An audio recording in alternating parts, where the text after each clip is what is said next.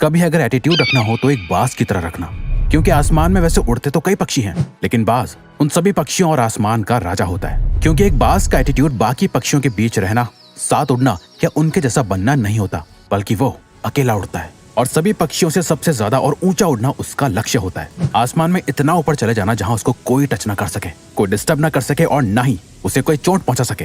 क्योंकि जब एक उड़ते हुए बाज की पीठ पर बैठा हुआ कौवा उसे चोंच मारता है, उसे परेशान करता है, तो बाज उस कौवे से लड़ता नहीं है, उसे कोई रिस्पॉन्स नहीं देता। वो बस चुपचाप अपने पंखों को फैलाकर आसमान में ऊपर और ऊपर उड़ता जाता है। बाज आसमान में जितना ज्यादा ऊपर जाता जाता है, उस कौवे की परेशानी उतनी ही बढ़ती जाती है।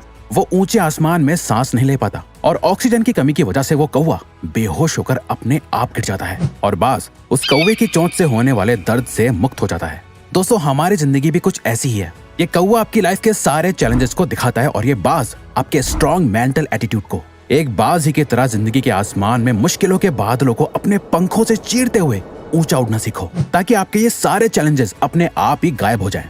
जब लोग आपको ताने कसे तो उससे और ऊपर उड़ जाओ। जब लाइफ आपको सामने से चैलेंज करे, उससे और ऊपर उड़ जाओ। जब आपको जिंदगी की एक के बाद एक प्रॉब्लम्स तोड़ के रख दे, और ऊपर उड़ जाओ। एक बाज की असली पावर उसके पंखों में है। अगर वो अपने पंखों को नहीं खोलेगा तो उड़ नहीं पाएगा। वैसे अगर आप अपने माइंड को ओपन नहीं रखोगे सीखने के लिए, इंप्रूव होने के लिए, स्ट्रांग होने के लिए, तो आप कभी नहीं उड़ पाओगे।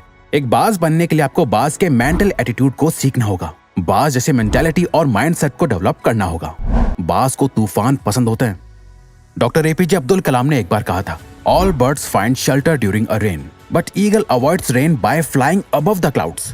यानी जब आसमान में बादल छा जाते हैं, कुदरत की तरफ से एक तूफान आने का इशारा होता है, जिसे देख बाकी सारे पंछी छुप जाते हैं। एक बाज इसी तूफान से डरता नहीं, बल्कि और ज्यादा एक्साइटेड हो जाता है। बाज इस तूफान के साथ आने वाले चैलेंजेस को बहुत इंजॉय करता है। जब तूफान की हवाएं और ज्यादा तेज हो जाती हैं, वो उस तेज हवा का यूज करके आसमान में और ऊपर चला जाता है। बहुत ऊपर पहुंचने के बाद वो उन बादलों से भी ऊपर आ जाता है जो बादल वो बारिश कर रहे होते हैं। आपकी लाइफ की हर एक प्रॉब्लम में सोल्यूशन छुपा हुआ है, हर एक चैलेंज में अपॉर्चुनिटी छुपी हुई है। जब आप इन प्रॉब्लम्स और चैलेंजेस से ऊपर उठ जाओगे, तब आपको कई सारी अपॉर्चुनिटीज दिखाई देंगी। जैसे कि नेपोलियन हिल भी कहते हैं, every challenge brings a great opportunity with it. अब जिस दिन एक बाज की तरह लाइफ की सारी डिफिकल्टीज और प्रॉब्लम्स को लाइफ में ग्रो होने की, खुद को बदलने की अपॉर्चुनिटीज की तरह देखने लगोगे, तब जाके आप बहुत ऊंचा उड़ना सीख पाओगे।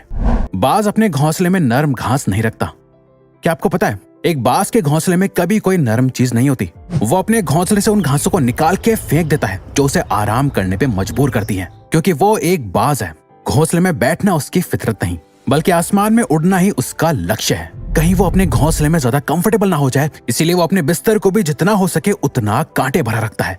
बाज के जब बच्चे होते हैं तो उनके लिए वो नरम घासों से भरा घोंसला बनाता तो है, लेकिन जैसे जैसे बच्चे बड़े होते हैं, वो उन बच्चों को घोंसले से बाहर निकाल देता है और कुछ नरम घासों को भी निकाल देता है। पर जब उसके बच्चे वापस आते हैं, उन्हें वो घोंसला थोड़ा अनकंफर्टेबल लगने लगता है, पर वो उसमें भी आराम करने लगते हैं। कुछ टाइम बाद वो अपने बच्चों को फिर से उस घोंसले से निकाल देता है और सारी नरम घास को निकाल फेंकता है। उसके बच्चे फिर वापस आते हैं और ये साइकिल तब तक रिपीट होती है जब तक कि उसके बच्चे घोंसले से बाहर जाकर उड़ना ना सीख लें।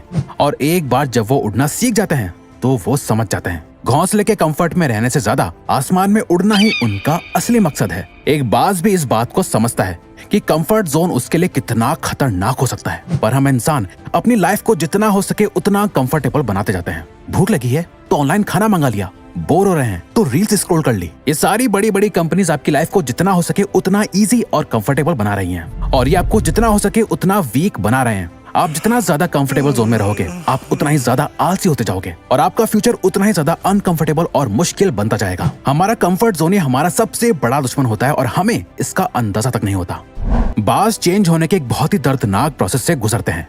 बाज का अपनी स्पीशीज यानी पक्षियों में सबसे लंबा लाइफ स्पैन और उम्र होती है, जो कि 70 साल तक जिंदा रह सकता है। लेकिन इसी एज तक पहुंचने के लिए उन्हें एक बहुत ही पेनफुल और दर्दनाक प्रोसेस से गुजरना होता है, जो एक तरह से उन्हें एक दूसरी जिंदगी देता है। 40 की उम्र तक आते आते एक बाज के लंबे और नुकीले नाखून कमजोर हो चुके होते हैं, जिससे वो अपने शिकार को पकड़ नहीं पाते। उसकी नुकीली चोंच अब मुड़ चुकी होती है, उसके पुराने सारे पर उसकी छाती से चिपक जाते हैं, जिससे उससे उड़ने में बहुत दिक्कत आती है। अब बाज को एक चॉइस लेनी होती है, या तो वो ऐसे ही मर जाए या फिर अपने आप को एक पेनफुल प्रोसेस से गुजार कर बदला जाए, जिसे करने के लिए वो अपने घोंसले में जाता है और अपनी चोंच को तब तक पत्थर पे जोर जोर से मारता है जब तक कि वो टूट नहीं जाती। फिर वो अपनी चोंच के दोबारा बड़े होने का इंतजार करता है और चोंच ग्रो होने के बाद उस चोंच का यूज करके अपने नाखून उखाड़ देता है और उनका दोबारा ग्रो होने का इंतजार करता है। जब ये हो जाता है उसके बाद वो अपनी चोंच और पंजों से अपने पंखों में से मोटे मोटे फेदर्स यानी पंखों को तोड़कर निकाल देता है और सिर्फ हल्के फेदर्स को रखता है। इसके बाद बाज अपने रिबर्थ की सबसे पहली उड़ान भरता है और खुद को जीने के 30 और साल दे देता है। बाज अकेला ही क्यों उड़ता है? एक बाज बाकी सारे पंछियों में सबसे ऊंचा उड़ता है, जिसके लेवल को कोई दूसरा पंछी टच नहीं कर सकता। बाज ये मानता है कि वो बाकी सभी पंछियों में सबसे सुप्रीम यानी ऊंची श्रेणी का है, इसीलिए वो हमेशा अकेले ही उड़ना पसंद करता है। एक बाज कभी किसी चिड़िया, कबूतर या कौवे के साथ नहीं उड़ता, या तो वो बाकी बाज के साथ उड़ेगा या फिर अकेले, पर कभी किसी छोटे मोटे पंछी के साथ नहीं रहता। अगर हम सभी पंछी हैं और आपको सभी पंछियों से बेहतर और सुप्रीम बनना है तो आपको अपने आसपास के सभी छोटे मोटे पंछियों यानी छोटी सोच और कम एबिलिटी वाले के साथ नहीं, उनसे ऊंचा उड़ना सीखो। अगर आप लाइफ में कुछ बड़ा करना चाहते हो तो उन लोगों से दूर जाना होगा जिनकी सोच ही छोटी है, जो कभी कुछ बड़ा सोच ही नहीं सकते। जो लोग आसमान में ऊंचा नहीं उड़ना चाहते वो आपको भी जमीन पर ही रखेंगे, बेशक आप अकेले क्यों ना पड़ जाओ। अगर आप ऊंचा उड़ना चाहते हो तो आपको उन लोगों से ऊपर उठना पड़ेगा जो लोग खुद तो नीचे ही रहते हैं और आपको भी ऊंचा उड़ता हुआ नहीं देखना चाहते। एक बाज की तरह स्ट्रॉन्ग विजन डेवलप करो।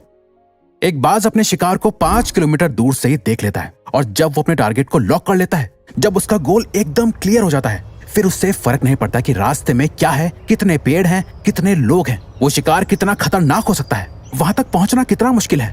वो कुछ भी करके अपने शिकार को पकड़ लेता है और अपने गोल को अचीव कर लेता है। एक बाज कभी इस बात को लेकर परेशान नहीं होता कि उसे अपना खाना कैसे मिलेगा, वो सरवाइव कैसे करेगा, किसी ने उसके लिए कहीं पानी भर के रखा है या नहीं, उसके लिए खाना डाला है या नहीं। वो बस उड़ता है और अपने खाने की तलाश में निकल जाता है। अपने शिकार का वेट नहीं करता कि वो खुद चल के उसके पास आएगा, नहीं, बल्कि सही मौका देखते ही उस पर हमला कर देता है। इस मेंटल एटीट्यूड की वजह से ही एक बाज 70 साल तक सरवाइव कर पाता है, बाकी पंछियों की तरह भूखा नहीं मरता। आपको भी अपनी लाइफ का एक विजन तैयार करना होगा। आप जो चाहते हो उसके लिए काम करना होगा। कोई सामने से आकर आपकी लाइफ नहीं बदलने वाला, आपको खुद अपनी लाइफ की रिस्पॉन्सिबिलिटी लेके खुद को चेंज करना होगा। एक बाज कभी भी मरे हुए जानवरों को नहीं खाता। एक बाज कभी मरे हुए जानवर को नहीं खाता, वो हमेशा अपने लिए एक फ्रेश शिकार करता है। बाज का ये माइंडसेट हमें सिखाता है कि हमारा पास्ट हमारे लिए मर चुका है, पास्ट में हुई सभी चीजें जा चुकी हैं, आपके हाथ में बस आपका आज है। आपका पास्ट एक ऐसी जगह है जहां आपने अपने पुराने वर्जन को गार्ड रखा है। हो सकता है आपने पास्ट में बहुत कुछ बुरा किया हो या बहुत ज्यादा अच्छा, जिसके बारे में सोच सोचकर आप अपने अंदर अलग अलग इमोशंस डेवलप कर रहे हो। ये आपको अंदर से खोखला बना रहा है। अगर आप बार बार अपने पास्ट में झांकते रहोगे तो आप प्रेजेंट यानी आज और अभी में कैसे जी पाओगे? प्रेजेंट में जहां आप अपने फ्यूचर को क्रिएट कर रहे हो, अपने बेस्ट वर्जन को डेवलप कर रहे हो, उस पर फोकस करो। अगर बाज से कोई शिकार मिस हो जाए, उससे बच के निकल जाए, तो क्या वो इस बात के लिए रोता है, दुख मनाता है और इस गम में भूखा रहता है कि वो शिकार नहीं कर पाया? नहीं, बल्कि वो फौरन अपने अगले शिकार को ढूंढने निकल जाता है। आप भी एक बाज बनो, अपने पास्ट को दफना दो और अपने प्रेजेंट में जीकर अपने फ्यूचर को